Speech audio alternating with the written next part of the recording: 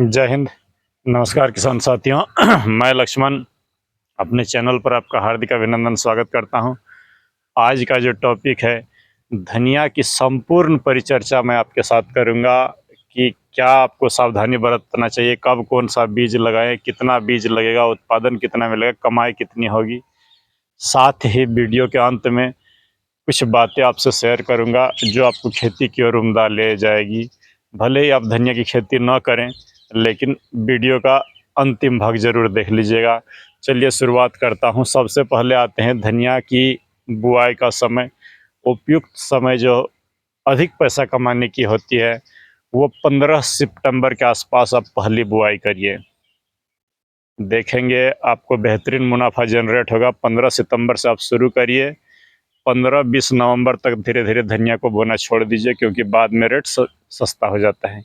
चलिए आते हैं, जैसा कि मेरा चैनल पर आप देखें वीडियो पर, मैं जो बीज वैरायटी सबसे पहले बरसात के समय आप लगाएंगे, ये देखें चक्रा सीड्स का मोरक्कन कोरिएंडर। यहाँ पर लिखा हुआ है एस्पीडो अर्ली 30। ये देखें, मानिए 30 दिन कंपनी बोलता है, मैं 25 दिन पर हार्वेस्टिंग लिया हूँ। बीज को आप ये देख सकते हैं, ये इस माफिक बीज रहेगा, ये गोटा दाना होता है और कितनी भी बरसात हो ये बीज झेल लेता है।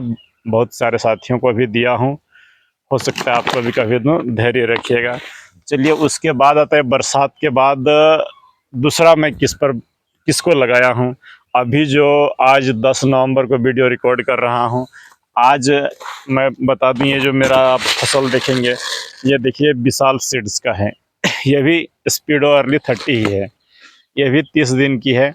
आराम से 23 से 24 दिन में हार्वेस्टिंग होगी। ये टुकड़ी धनिया स्पिल्ट किया हुआ है। ये देखिए यहाँ पर लिखा हुआ है मोरक्कन कोरिएंडर। ये 30 दिन वाली एकदम स्पष्ट लिखी हुई है।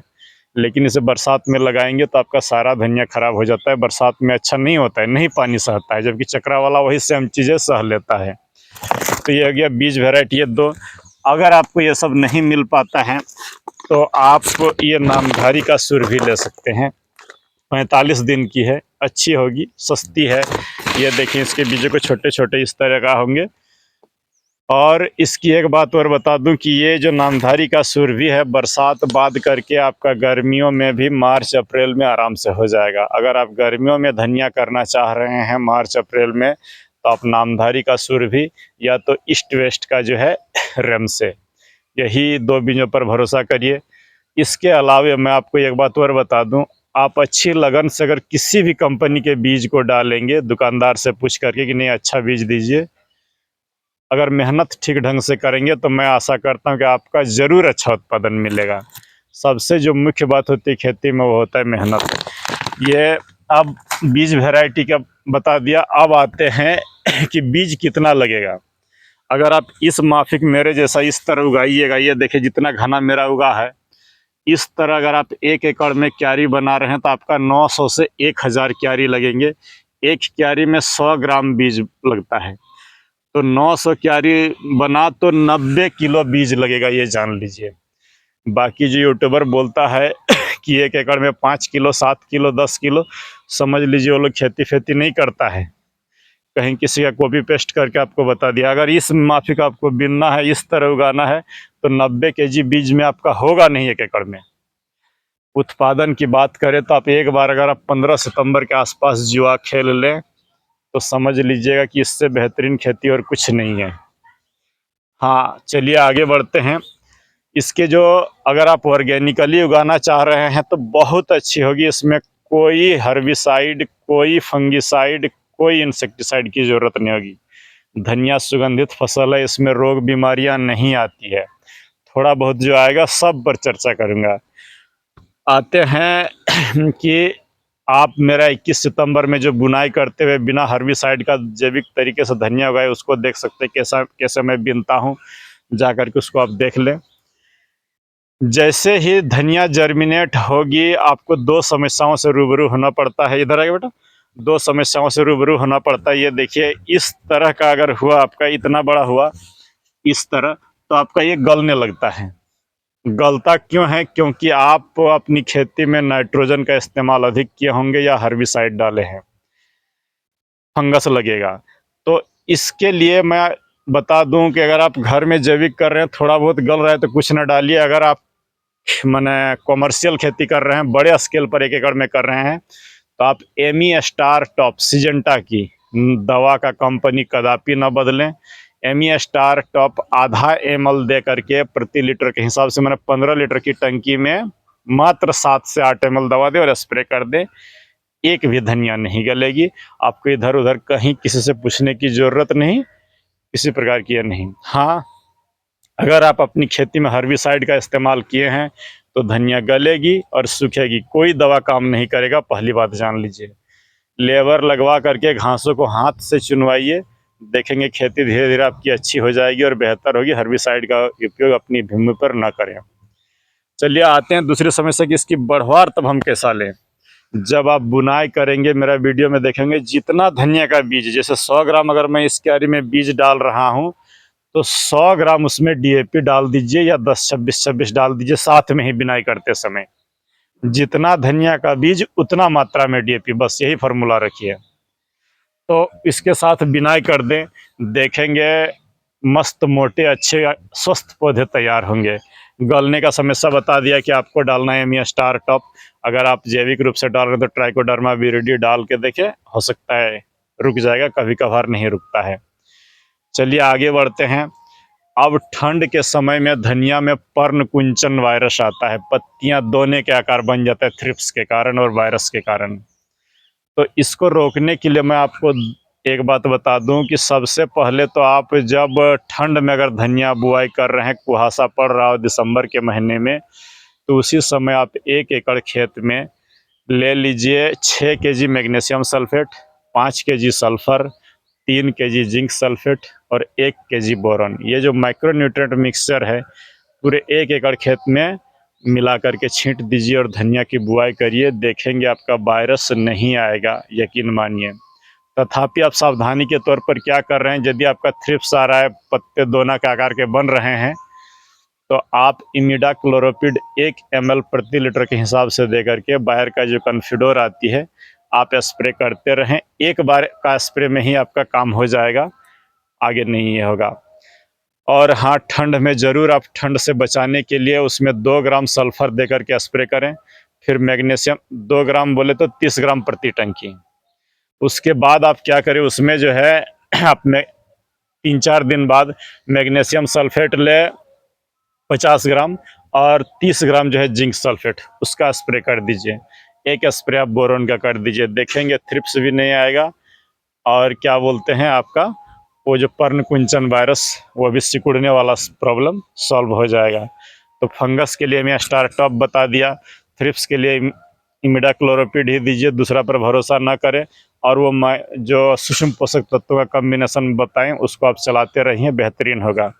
आगे आते हैं कि इस स्टेज पर आप कौन सा खाद का आप जो है इसमें प्रयोग करें। तो 2 कॉम्बिनेशन बता रहा हूँ, मात्र 2 स्प्रे की ज़रूरत होगी। आप ज़्यादा उत्पादन लेना है तो 2 स्प्रे दीजिए।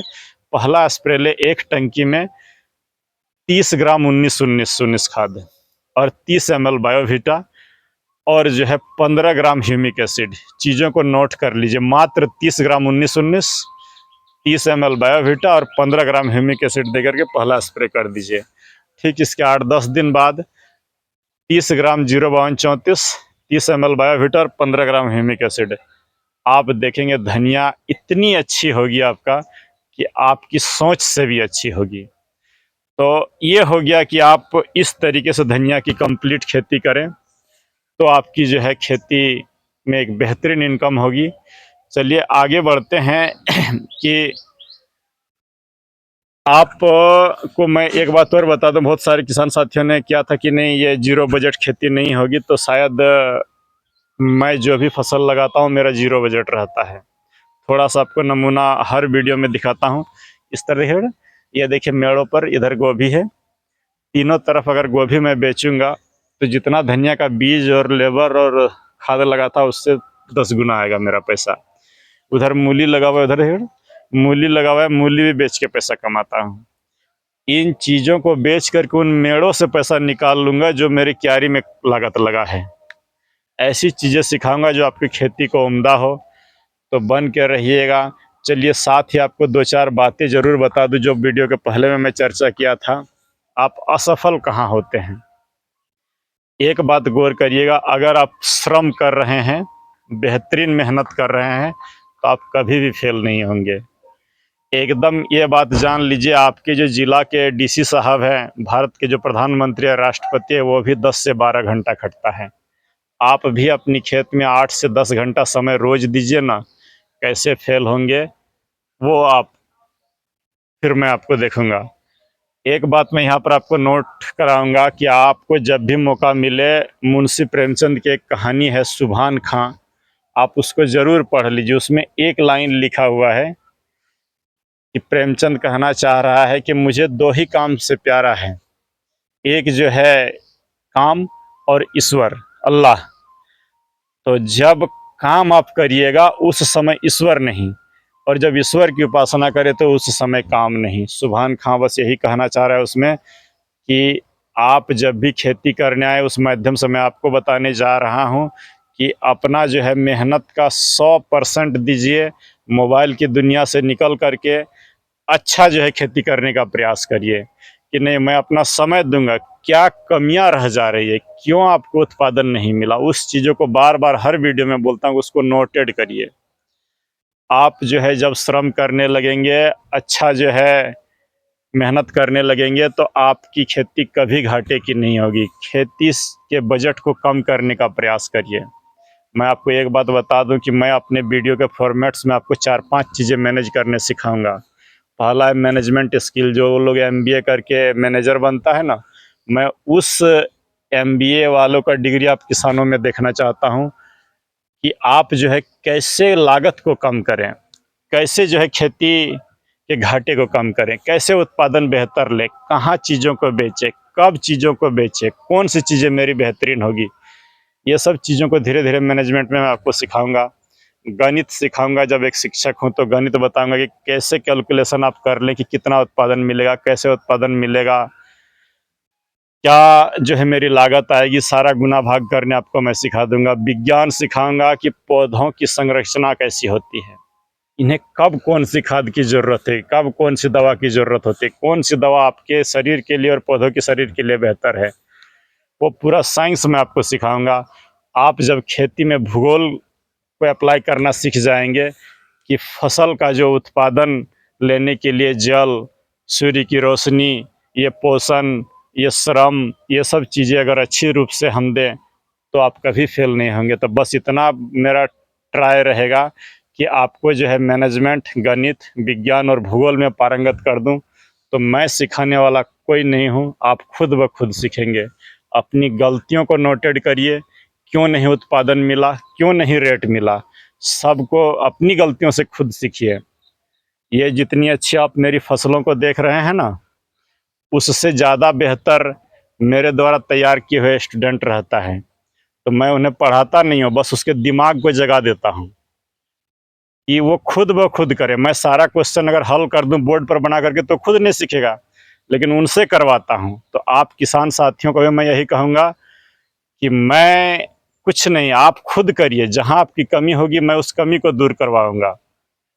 जैसे मेरा खेती अच्छी है, उससे ज़्यादा बेहतर मेरे स्टूडेंट हैं। आज वो देश के अलग अलग भागों में, कोई इंजीनियर तो कोई मास्टर तो कोई पुलिस बन के तैयार है। और मैं जो है खेती में बस ये चाहता हूँ कि जिस तरह मेरे स्कूलों में स्टूडेंट बना था या बन रहा है अभी भी, और उस तरह मैं अपने पीछे 10-20 किसानों को भी सशक्त बना लूँ तो मेरा जीवन सफल हो जाएगा। बस आज का वीडियो का मोटो यही है कि आप मेहनत करिए, चीज़ों को बेहतरीन रूप से सीखिए, आपकी खेती के लिए क्या बेहतर है उसका आप अप्लाई करिए। जल्द ही मिलते हैं पपीता की वीडियो, और साथ ही ठंड में आप कफ से कैसे जूझेंगे एक एकदम हट के दूंगा कि आप जब भोर के समय जाते हैं खेत में पानी उनी लगाने तो आपको कफ का सामना करना पड़ता है, तो घरेलू चीज़ों से कैसे आप अपनी इम्यूनिटी को बढ़ाइए और बेहतर बढ़ाइए। वीडियो बन के तैयार है, जल्द ही डालूंगा। जय हिंद, नमस्कार, धन्यवाद।